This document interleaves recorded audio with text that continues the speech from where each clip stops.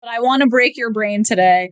I want to ask you, because you have more life experience, you have more time in the field of dating than me. Take a drink of water or whiskey or whatever you need to answer this question. Go ahead. I've been thinking about it since you sent me the list. So. And this is philosophical, so there's no right or wrong. And by the way, listeners, if I want you to answer, if you have a definition as well, how at this point of your life, how do you personally define the word love? What does love mean to you?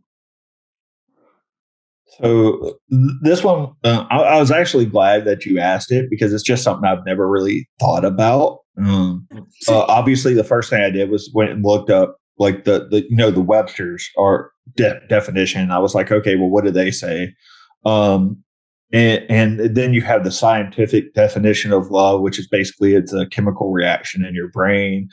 Things like that. I think if I was to put love into my own words, I would probably say it's a emotional connection to a person, or a person or thing. I say thing because you have pets and stuff like that. Yeah. Well, anybody that you're willing to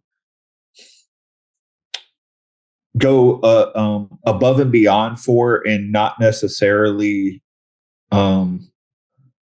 it's not something that you have to. I had the words. I really should. It's another one of those instances you need to write shit down when you have it in your head. I think it's definitely an emotion where you have decided that somebody else means more to you than anything else. That's a kind of a basic idea, but it's one of those unfortunate aspects of my PTSD is I don't have emotional attachments anymore.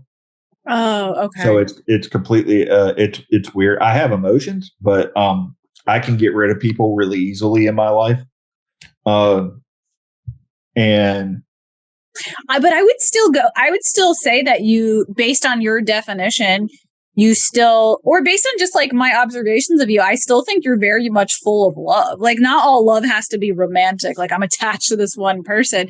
Like, love could be like you said, we talked about this in your last podcast episode, the last podcast episode I had with you. You said that your meaning of life was to help other people. I mean, that's love. I would define that as love, is like putting other people before you in a way, like going out of your way to help people without really expecting much in return. I think that's an act of love. And I think you can do, it doesn't necessarily have to be this like close romantic bond with a person for that to be considered love. Like, you can love your neighbor just as much as you can love your wife, Yeah. And that was the other part. I'm glad you brought that up, is it doesn't have to be a romantic, love. Like, you can love your parents, your pets, your friends, whatever it may be. I think, me personally, I think love is used too much nowadays. People love pizza. They love, the Mets or whatever team. And I'm like, what are you really getting out of pizza? Well, I mean, don't get me wrong, pizza is awesome. Love it. I like it a lot. Despite what my doctor tells me, it goes back to having the education and not giving a shit. But same thing, people. I think we use words a little too lightly sometimes, and I'm not talking about in art and theater and comedy. I'm talking about in regular everyday life. Speech. Yeah. Yeah. Oh my God, this ice cream was amazing. Like, really, was it? Did it change your life? I don't know. But yeah. I'm thinking like I'm probably one of those people who overuse the words like that. And I'm sure okay, let's ask this. If there was one food that you could say you love or is amazing because you literally can't put it down, what would that be for you? Like your food that, like, what's your go-to food like that you're like, once I get my hands on this, I'm not putting this shit down? Oh, I like street tacos. Street tacos? Yeah. For me, it's anything dairy, like ice cream or cheese. Like, I can't, like, cheese, I can't stock cheese in my house. Like, because if I do, like, there's no such thing to me. Like, if I buy a block of cheese, I'm eating that whole fucking thing in one night. It's disgusting. Yeah. Um, but yeah, like that kind of clears up and I really did. I thought about this because I was like, man, I've never thought about trying to put that in words or anything. And obviously loosely it can change based on what's going on.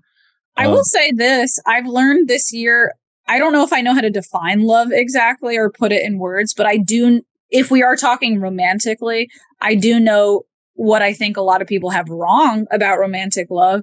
I think in the past, when I was younger, romantic love for me, what it used to be, was trying to like find this perfect person that checked off all these boxes. And I really finally realized this year that part of love is just accepting somebody's bullshit. Because when I think about it, like when I kind of go back in history, I'm like, man, I left this person because of this problem. Then I left the next person because of this problem. Then I left the next person because of this problem. It's like, wait a second, there's one thing in common here. They all had problems.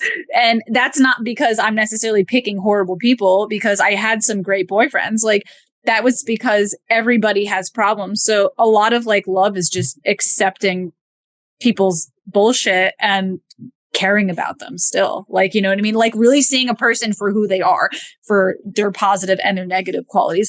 I mean, speaking of pets, we do that for our pets all the time. Like for example, I have this one cat that he bites wires, he breaks things. He's a very dumb, stupid cat. If he was a human being, I wouldn't date him. Like, let's just put it that way. But as a cat, I adore him. Why is that so easy for me to do for a cat, but it's harder to do for a human being? You know what I mean? And I actually think, like, as weird as it sounds, the way that you love your pets kind of should be the way you like model romantic love in a way. Cause it's like, we'll go out of our way for our pets, no matter how stupid and annoying and how much they bite things. But with people, we're like, oh, one flaw, like you're out the door. You know what I mean? And I think that's a mistake that people make, you know? Yeah. The word I like to use is you find somebody that you can tolerate the negatives in their life around you. So, and not necessarily, and that, when I say tolerate, I don't mean like you let them abuse you and stuff like that, but I'm talking about, hey, you tolerate the fact that, they, cut their toenails sitting on the couch next to you while you're watching the game. And you're like, dude, will you stop that? Like, but it's something you could be like, all right, fine. I know this is their thing, but it's not. No, I 100% agree with you. I was going to say the same thing. Of course, like there's certain things you shouldn't tolerate because it's a problem. You should not tolerate abuse, or there's certain things like if someone's struggling with addiction issues, some people might be able to like stay with that and some people might not. I think that's like a reasonable choice to make, like if you want to leave a situation like that. But like you said, like because of dating apps and because of how easy it is to meet new people, a lot of people, like they're saying, oh, that he cuts his toenails.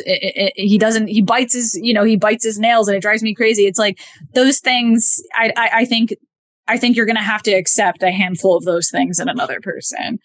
Yeah. And stuff like that. And that's where it also comes a little bit with maturity too. So learning what are real, like, red flags and what are just things that you're like, this is irritating, but whatever.